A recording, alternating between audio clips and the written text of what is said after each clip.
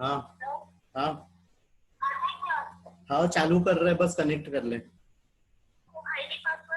भेज रहे। हाँ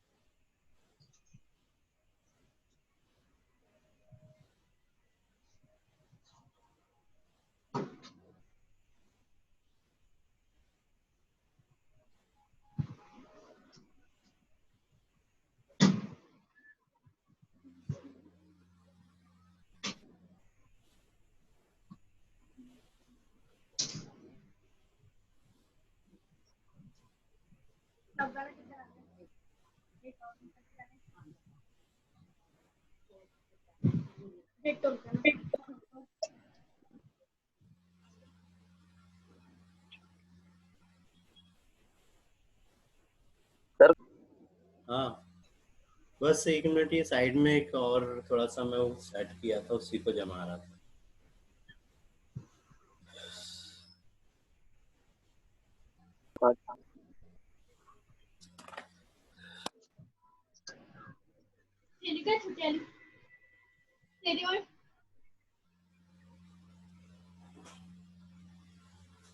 उसी में ला के रखूंगा। चलो चलो, कितने लोग हो गए? और 2-3 लोग बचे हुए अभी, है ना?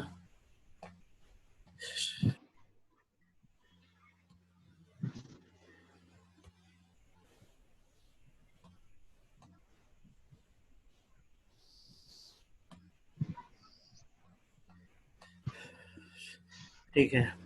Good morning all. सारे लोगों को स्क्रीन दिख रही है? Yes sir.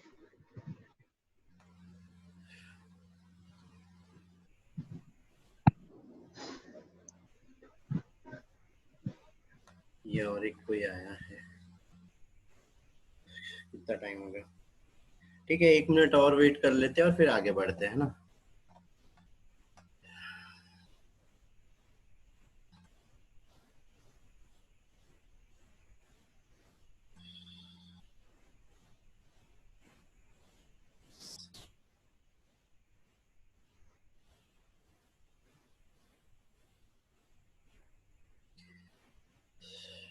अच्छा, कल वाला याद किया है सारे लोगों ने या पढ़ के देखा है?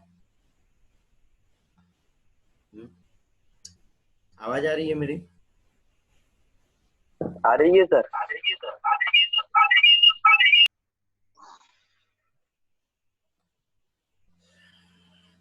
ये अभी भी कुछ लोग आ ही रहे हैं।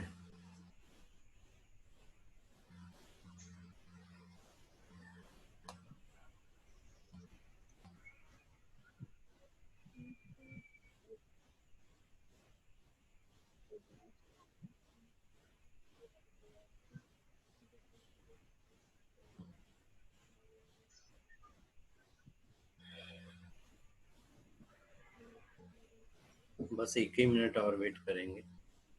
ये 3-4 लोग अपने वाले बच्चे आ रहे हैं ना।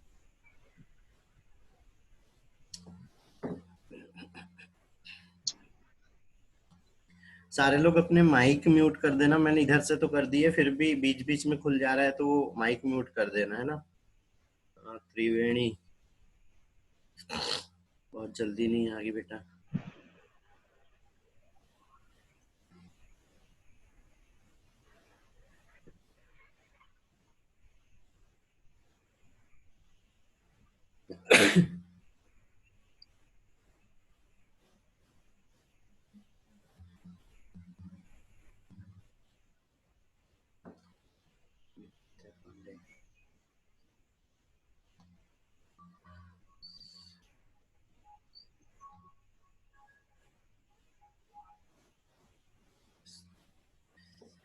आज वैष्णवी है क्या यहाँ पर? वैष्णवी है क्या? नहीं। अच्छा, सारे लोगों से एक चीज पूछना था। कुछ लोगों ने कल मैसेज किए थे कि टाइम लिमिट थोड़ी सी और बढ़ सकती है क्या? बताओ क्या करना है। और सकते हैं। हाँ, नहीं, कुछ लोगों ने मैसेज किया था कि उन लोगों को और ज्यादा टाइम चाहिए। और एक सेशन बढ़ा दे क्या? 3 सेशन कर दे शाम को शाम के टाइम? हाँ। तब 4 से 5। 4 से 5 में नहीं हो पाएगा, लेकिन 5 से 6 हो सकता है। जी 5 से 6 कर लेट सकते हैं क्या एक सेशन और? इतना लेट बताओ। बहुत ज्यादा लेट हो जाएगा। बहुत ज्यादा लेट हो जाएगा। त्रिवेणी क्या बोल रही है बेटा? समझ नहीं आ रहा। 5 से 6 कर दे या और लेट करे? फिर 7 से 8 या 6 से 7? नहीं नहीं नहीं सोच रहा था 5 से 6 कर दीजिए सर। Hello sir. 5 से 5 ठीक रहे। हाँ बोलो बेटा। सर आवाज नहीं आ रही। 5 से 6 टाइम कर दें। 5 से 6 यस सर ठीक है। मैं मैसेज, लेकिन मैंने कल बोला था कि सारे लोग कम से कम व्हाट्सएप पे रिस्पांस दे कुछ, या मैसेज करे कि क्या है क्लास का। तो कुछ ना कुछ ऐसा मैसेज करे तो फिर मैं बता पाऊंगा कि कहाँ टाइमिंग चेंज करना है या क्या बढ़ाना है ना।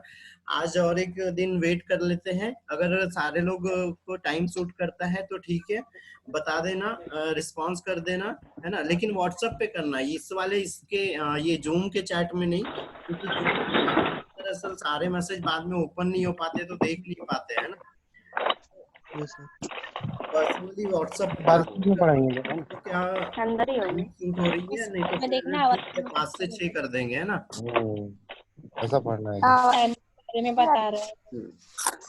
चलो ठीक है, आगे बढ़ते हैं ना, काफी लोग हो गए, फिर हमारे पास टाइम लिमिट भी कम होती है ना। ठीक है, कल कल हमने क्या देखा था यहाँ, इससे पहले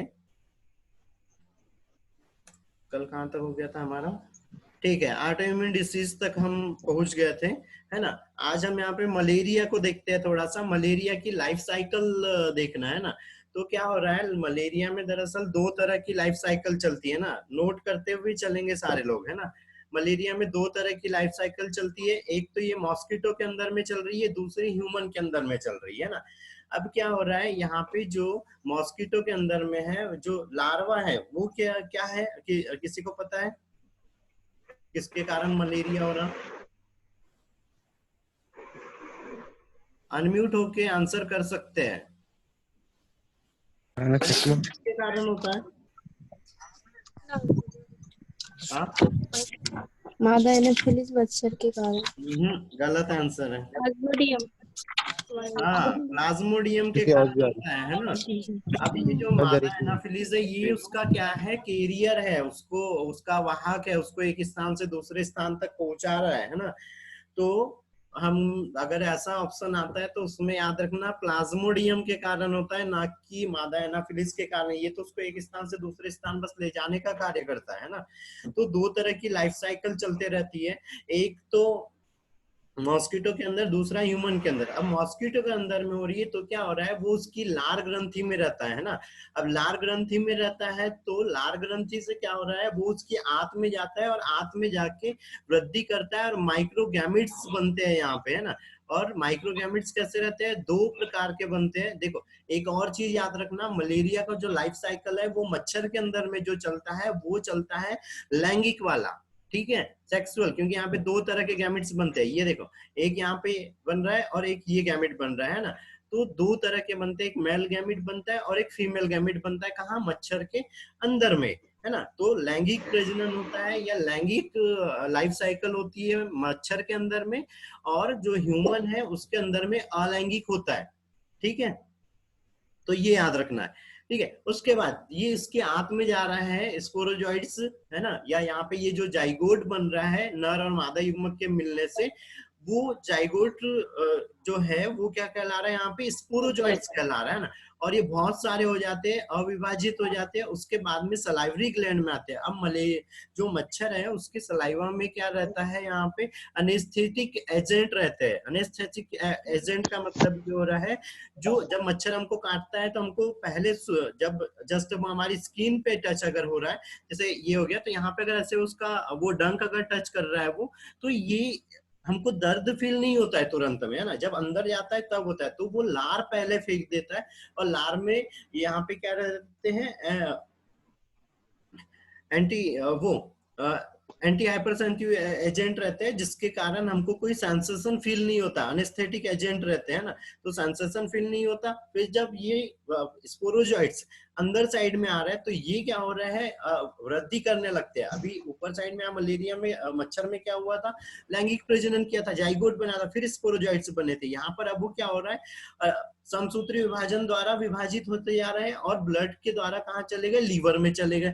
अब लीवर में गए तो यहाँ पर क्या बन रहा है, ये यंग ट्रोपोजॉइंट्स बन रहे हैं ना, विभाजित हो जा रहे हैं और यंग ट्रोपोजॉइंट्स बन रहे हैं। अब उसमें 2 प्रकार के बनते हैं, एक रहते हैं माइक्रो स्पोरोजॉइट्स रहते हैं और एक मैक्रो रहते हैं, मतलब कुछ छोटे रहते हैं और कुछ बड़े रहते हैं, है ना। अब ये स्पोरोजॉइट्स लीवर के अंदर में जा रहे हैं और लीवर की कुप्फर कोशिकाओं के अंदर में वृद्धि करते हैं। जब लीवर की कुप्फर कोशिका के बारे में पता है, कुप्फर कोशिका का क्या कार्य रहता है कि वो जो भी माइक्रो ऑर्गेनिज्म बाहर से आते हैं या जो भी हानिकारक चीजें जीवाणु वगैरह आती हैं उनको नष्ट करने का कार्य करती है ना।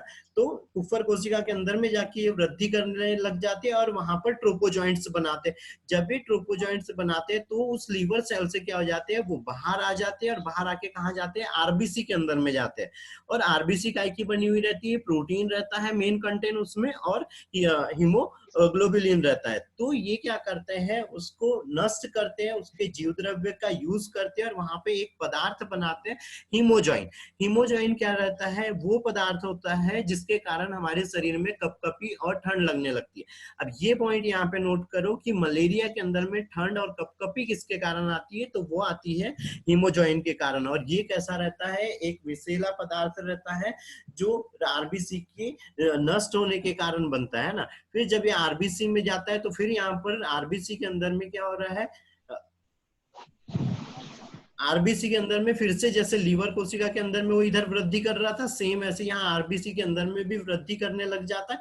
और माइक्रो और मैक्रो है ना, ये मैक्रो गैमेटोसाइट बना रहा है और माइक्रो गैमेटोसाइट बना रहा है। ये दोनों गैमेट फिर से इसमें दो तरह के युग्मक बन गए। फिर क्या हो रहा है, मच्छर उस संक्रमित व्यक्ति को फिर से काट रहा है, तो ये कहाँ चले गया, उसकी मुंह से होते हुए, उस चूसक के द्वारा मुंह से होते हुए कहाँ चले गया, आंत में चले गया। और फिर से यहाँ पे एक फिर से मलेरिया साइकिल या एक मलेरिया का जो प्लाज्मोडियल की लाइफ साइकिल है वो चालू हो जाती है ना।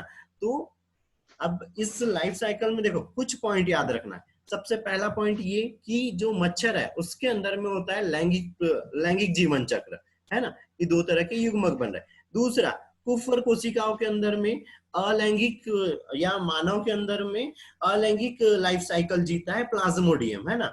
फिर यहाँ पे जो पदार्थ बनता है वो क्या कहलाता है, हीमोजॉइन कहलाता है। और इसी के कारण हमारे शरीर में ठंड और कपकपी आती है। ठीक है,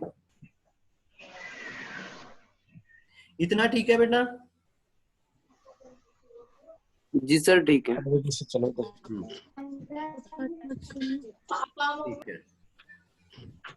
ठीक है, आगे बढ़ते हैं। तो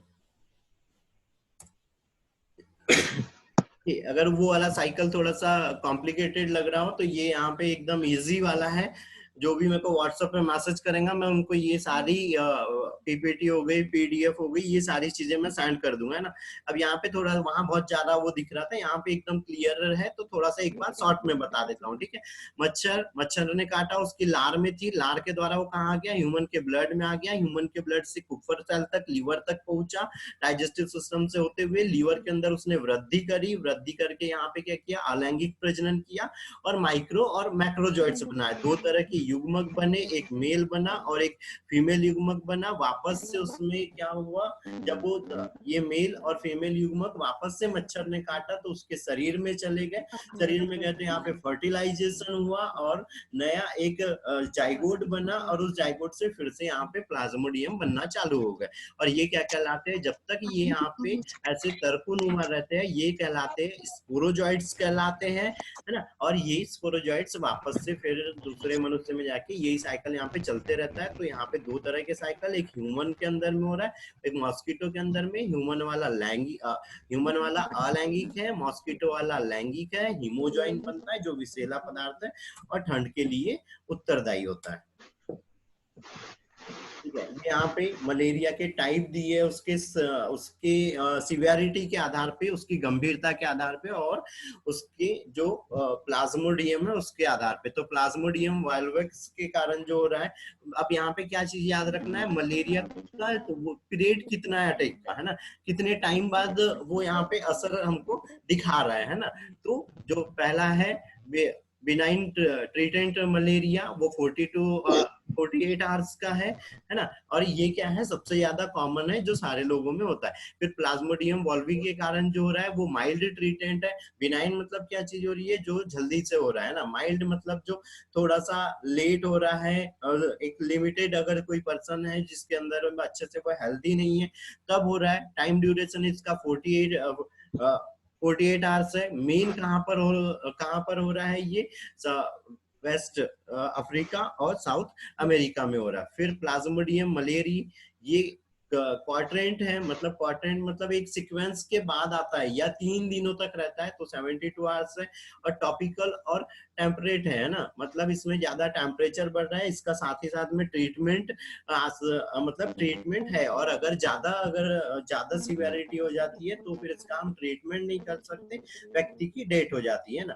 फिर पॉलीसीरियम है, पॉलीसीरियम में क्या चीज हो रही है, तो उसका फीवर का जो ड्यूरेशन हो रहा है वो डेली होता है, कम से कम कम 2 दिनों तक चलता है, और ये भी क्या है, ट्रॉपिकल है। ट्रीटमेंट अगर समय पे हो गया तो ठीक है, अगर नहीं हुआ, ब्रेन तक अगर वो प्लाज्मोडियम पहुंच जाता है तो उस व्यक्ति की डेथ हो सकती है। इसी के लिए अब यहाँ पर जो WHO है उसने मलेरिया इरिडिगेशन प्रोग्राम चलाया था। ये चीज भी याद रखना है कि मलेरिया इरिडिगेशन प्रोग्राम चालू हुआ था, और उस प्रोग्राम का मेन उद्देश्य ये था कि जो मलेरिया है उसको वर्ल्ड से खत्म करना। तो उस प्रोग्राम का नाम नोट कर लो, NMEP, National Malaria Eradication Programme, MNEP।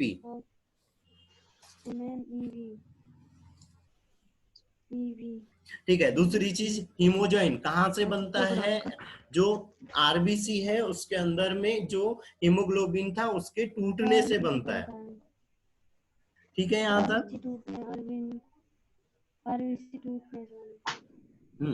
Treatment के लिए, ट्रीटमेंट में क्या यूज करते हैं? क्विनिन यूज करते हैं, और इसी में दूसरी जो है, बेटा माइक बंद रखना। लाइव क्लासेस चल रहे, देखना भी नेट पे। क्या?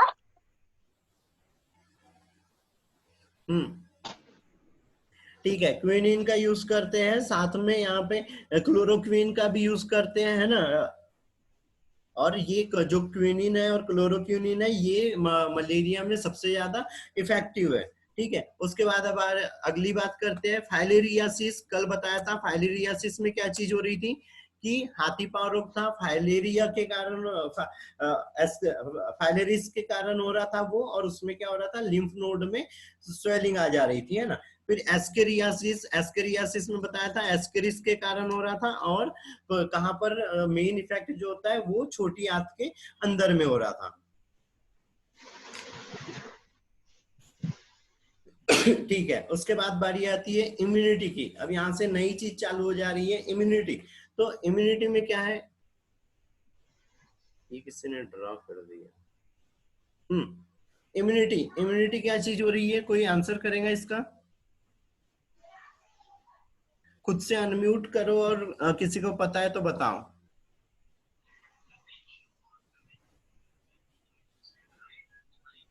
इम्यूनिटी क्या होती है?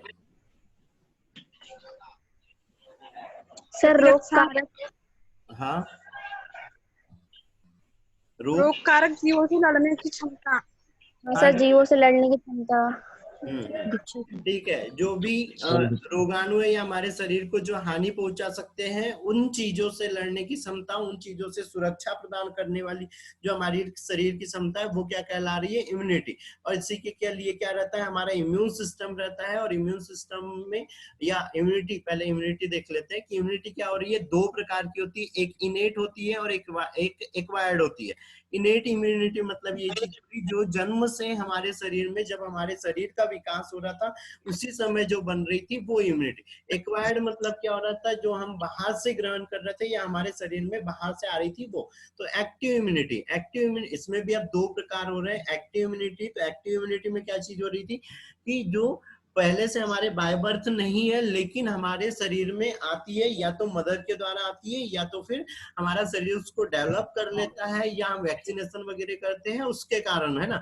पैसिव इम्यूनिटी मतलब ये चीज हो रही है जब हम बीमार वगैरह हो रहे हैं या हमारे शरीर में कोई ऐसी एबनॉर्मलिटी आ रही है, तो उस समय में जब हमारे शरीर में हम मेडिसिन वगैरह ले रहे हैं, और तब जो प्रतिरक्षा उत्पन्न हो रही है वो। और इसमें कौन आ जाता है? वैक्सीनेशन आ जाता है, टीकाकरण, मेडिसिन आ जाती है ना।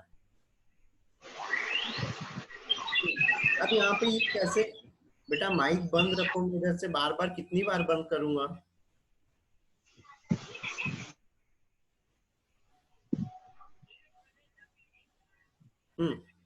ठीक है।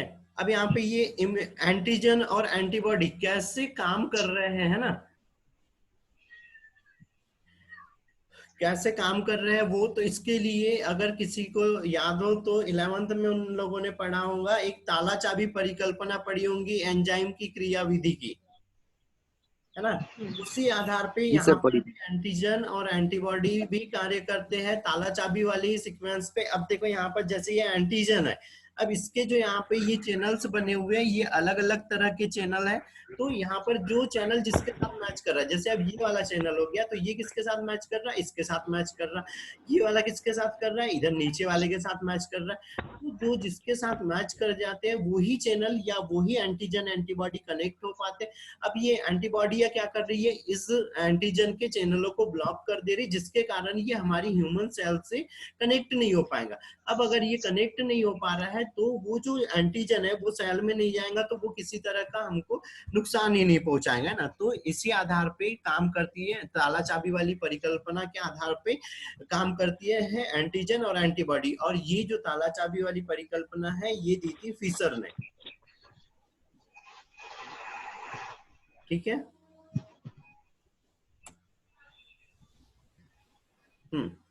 फिर अब है टाइप ऑफ डिफेंस मैकेनिज्म की, कौन से मैकेनिज्म है जो हमारे शरीर में हमको सुरक्षा प्रदान कर रहे हैं, ये है ना।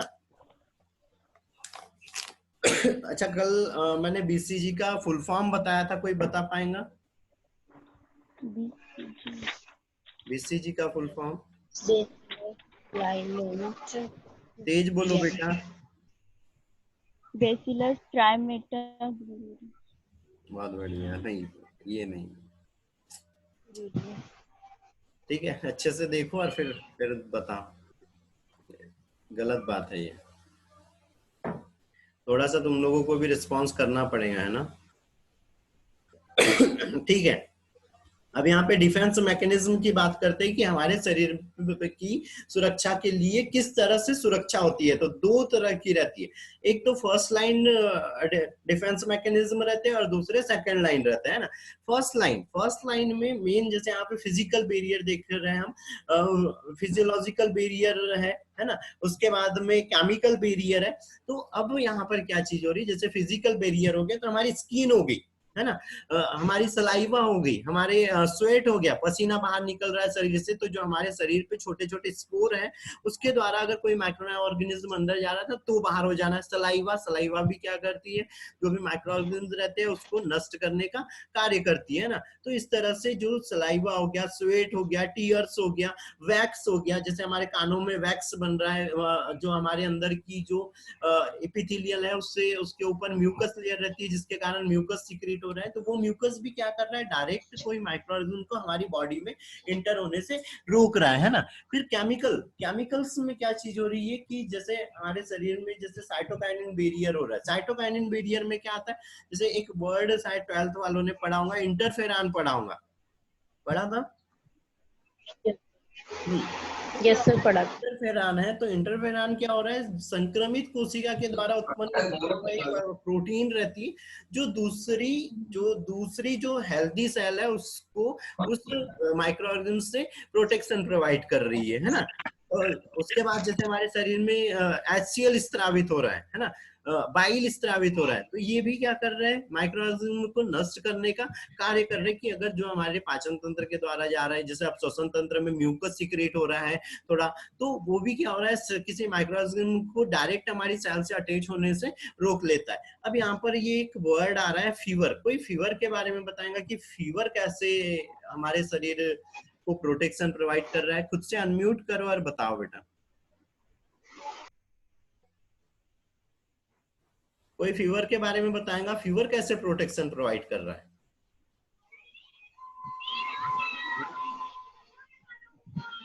साक्षी, त्रिवेणी,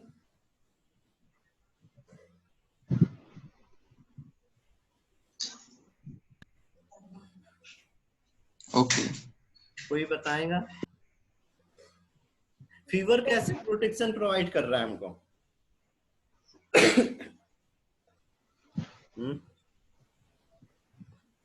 साक्षी, स्वाति, त्रिवेणी, महर्षि, प्रेरणा, कोई बताओ बेटा।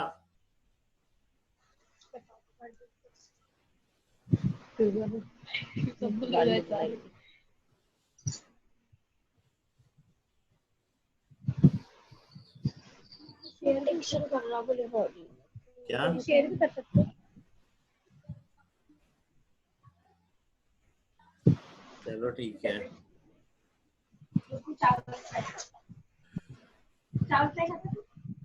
ठीक है, मैं ही बता रहा हूँ।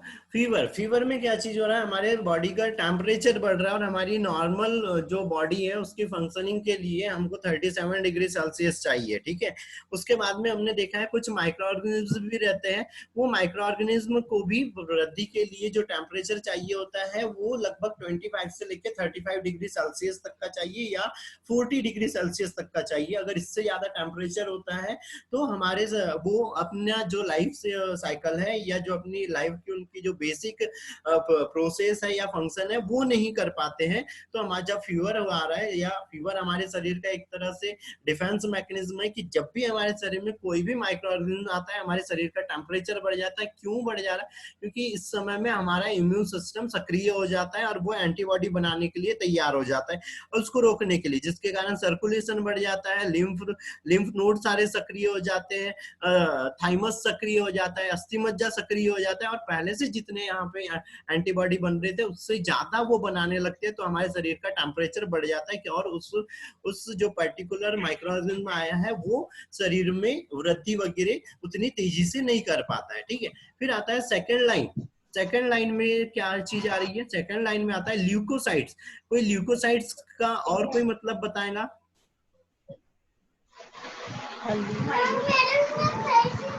ल्यूकोसाइट को और क्या बोलते हैं?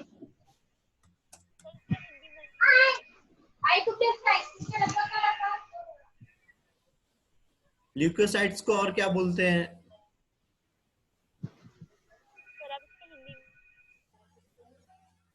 ल्यूकोसाइट्स को ही WBC बोलते हैं ना।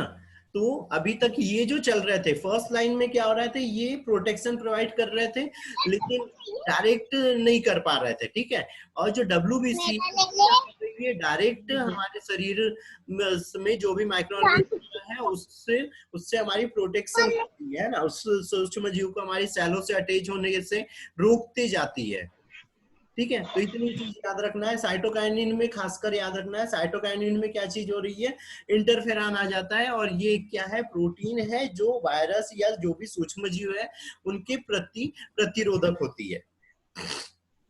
और किसके द्वारा उत्पन्न होती है? तो जो संक्रमित कोशिका रहती है उसके द्वारा उत्पन्न होती है।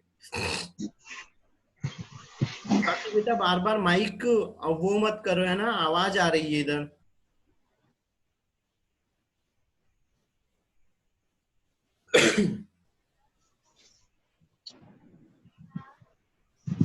साक्षी को आवाज नहीं आ रही है।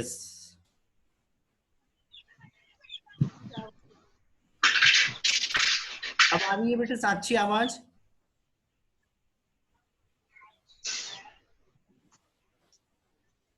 साक्षी आवाज आ रही है?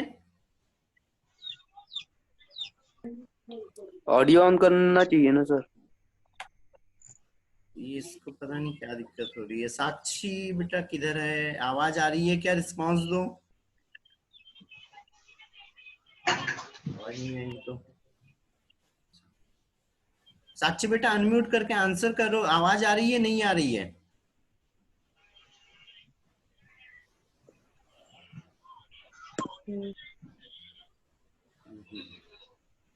पता नहीं क्या। ठीक है, आ रही हूँ सर आ रही है आवाज? आ रही है, ठीक है। ठीक है। हाँ, एक चीज और बता दूं, और 5 मिनट ही बचा हुआ है, टाइम वो हो रहा है ना। तो 5 मिनट के बाद फिर से वही 10:50 पे फिर से कनेक्ट करना है, ठीक है। ठीक है, अब यहाँ पे बात करते हैं ये प्रतिरक्षी कोशिकाएं की शरीर के अंदर में कौन कौन सी प्रतिरक्षी या सहायक कोशिकाएं है ना। इसके बारे में बहुत ज्यादा डिटेल नहीं चलेंगे, बस यहाँ पे नाम और उसका क्या कार्य है वो भर नोट करना है, ठीक है। ठीक है, और एक चीज और बता दूं, जिन लोगों को ये स्लाइड्स चाहिए, PDF वगैरह चाहिए, ये मेरे को व्हाट्सएप नंबर यहाँ ये साइड में दिख रहा है ना, 9713927191, इस पर मैसेज करो, अपना नाम लिख दो और अपने स्कूल का नाम लिख दो, मैं उसको सेंड कर दूंगा, ठीक है। ठीक है। सबसे पहले सहायक प्रतिरक्षा तंत्र की कोशिकाएं है ना, तो क्या है, टी कोशिका है ना, हेल्पर टी सेल। दरअसल टी सेल जो टी लिम्फोसाइट हम देखते हैं वो क्या रहती है, 3 प्रकार की रहती है, एक हेल्पर रहती है, एक साइटोटॉक्सिक रहती है और एक रिप्रेसर सप्रेसर रहती है ना, जो कोशिकाएं दूसरी कोशिकाओं को नियंत्रित कर रही है, साथ में उसकी जो दूसरे कोई अगर पदार्थ वगैरह आ रहा है या माइक्रोऑर्गेनिज्म आ रहा है उसकी फंक्शनिंग को रोक देती है। तो टी सेल क्या कर रही है,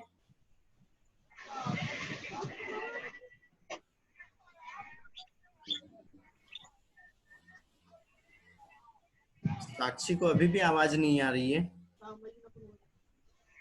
साक्षी बेटा तुम्हारे इसमें जो वहां पे साइड में जो जॉइन ऑडियो का ऑप्शन आ रहा है उसको ऑन करो, वहां हेडफोन का सिंबल दिख रहा होगा, वो हेडफोन के सिंबल को हटा दो तो आ जाएंगी। ठीक है। टी सेल क्या कर रही है, ये प्रतिरक्षा तंत्र की अन्य कोशिकाओं की सहायता करती है ना। अब दरअसल टी सेल में क्या रहती है, मेमोरी सेल भी रहती है, और वो मेमोरी सेल याद रखती है कि किस तरह का एंटीजन आया है और बी लिम्फोसाइट्स को बताती है, और बी लिम्फोसाइट के निर्माण को और जो दूसरी टी लिम्फोसाइट्स हैं उनके निर्माण को वो प्रेरित करती है या हमारे इम्यून सिस्टम को उसके लिए तैयार करती है। दूसरी साइटोटॉक्सिक टी सेल ये क्या कर रही है, संक्रमित कोशिकाओं को पहचान कर डायरेक्ट उसको मार देती है। जैसे अब यहाँ से टी सेल में, सहायक टी सेल में क्या हो रहा है, 2 तरह की और कोशिकाएं बनती है, एक तो बी लिम्फोसाइट को सक्रिय करती है, दूसरी रहती है मेमोरी सेल। और मेमोरी सेल क्या करती है, इम्यून सिस्टम के पास में जाके दूसरी जो मारक जो टी सेल है, साइटोटॉक्सिक टी सेल है, उसके निर्माण को मदद करती है। और ये टी सेल संक्रमित कोशिका जिस पर भी माइक्रो ऑर्गेनिज्म का अटैक हुआ है उन सेलों को नष्ट कर रही। उसके बाद दाबक टी सेल है ना, सप्रेसर, इसमें क्या चीज हो रही है, एंटीबॉडी के अतिरिक्त उत्पादन और साइटोटॉक्सिक कोशिकाओं के अतिरिक्त सक्रियण को निष्क्रिय करती है। अगर ये कोशिका अगर ये ऊपर हेल्पर टी सेल और साइटोटॉक्सिक टी सेल को अगर नियंत्रित नहीं करेंगी तो ये क्या होंगी, अनियमित रूप से बनेंगी, बहुत ज्यादा मात्रा में बनेंगी और शरीर के दूसरे जो ऑर्गन है उन्हीं को नष्ट करने लग जाती है। जैसे हमने ऑटो इम्यून डिसीज पढ़ा था, ऑटो इम्यून डिसीज में क्या हो रहा था, हमारा ही सिस्टम हमारे ही ऑर्गन के लिए एंटीबॉडी बनाने लगता है, तो वो वाली कंडीशन यहाँ पे होने लगेंगी है ना। फिर ये अभी बताया मेमोरी सेल क्या कर रही है, यहाँ पे जो इम्यून सिस्टम है उसको स्टिमुलेट कर रही है, उसको उत्प्रेरित कर रही है टी लिम्फोसाइट और बी लिम्फोसाइट के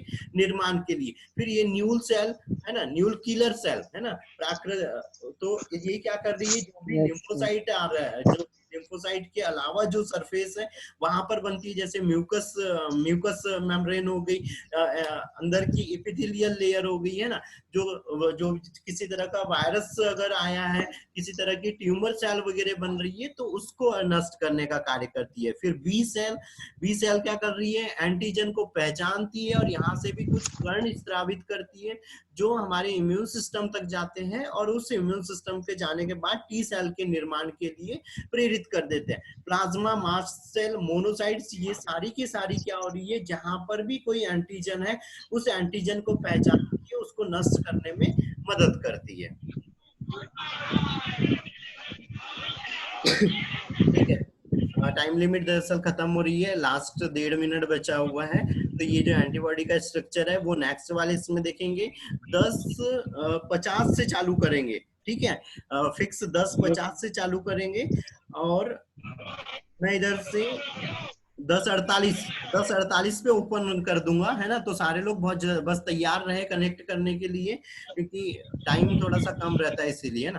ठीक है, दूसरी चीज 12th वाले, जो जितने भी 12th वाले हैं वो लोग ये ना सोचे कि एग्जाम नहीं होने वाले, अभी एग्जाम होना ही होना है ना।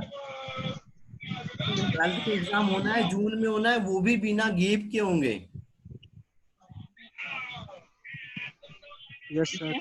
ये चीज याद रखो, तो उसकी भी तैयारियों में लग जाओ। और ये तो समझो बायो का रिवीजन हो जा रहा है, और केमिस्ट्री को अलग से देखना चालू कर दो, क्योंकि दोनों एग्जाम होंगे और बिना गैप में। ठीक है, टाइम लिमिट खत्म हो रही है, ठीक है, 10:50 पे मिलते हैं, ठीक है। साक्षी बेटा थोड़ा सा माइक का देखो, तुम आवाज नहीं आ रही है, तो इधर से ओपन किया हुआ है मैंने, है ना। नेक्स्ट आवाज को अलाउ कर देना बेटा, ऑडियो अलाउ कर देना तो आवाज आने लगेगी, हेडफोन वाला सिंबल हटा देना।